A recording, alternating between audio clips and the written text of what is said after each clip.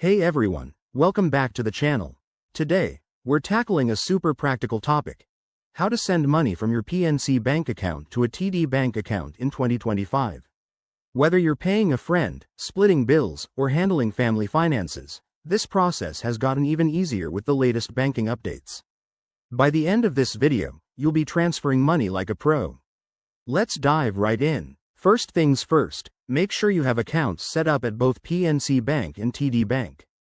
In 2025, most banks have enhanced their mobile apps and online platforms for smoother transfers, so grab your phone or computer and log into your PNC Bank account.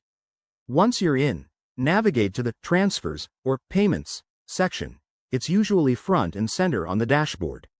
Step 1. Select the type of transfer.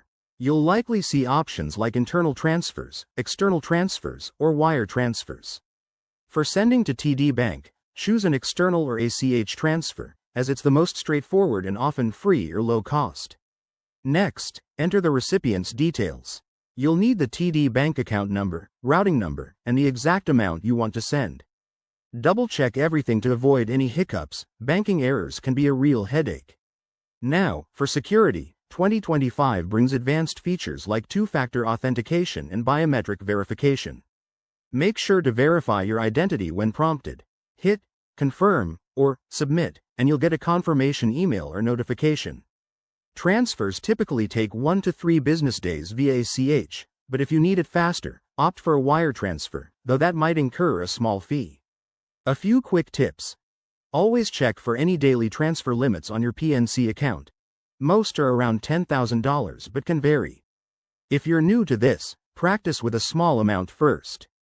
And remember, fees can add up, so compare options in the app. If you run into issues, PNC's 24/7 customer support is there to help. There you have it. Sending money from PNC to TD Bank is quicker than ever in 2025. If this helped, give it a thumbs up and subscribe for more finance tips. Drop your questions in the comments below.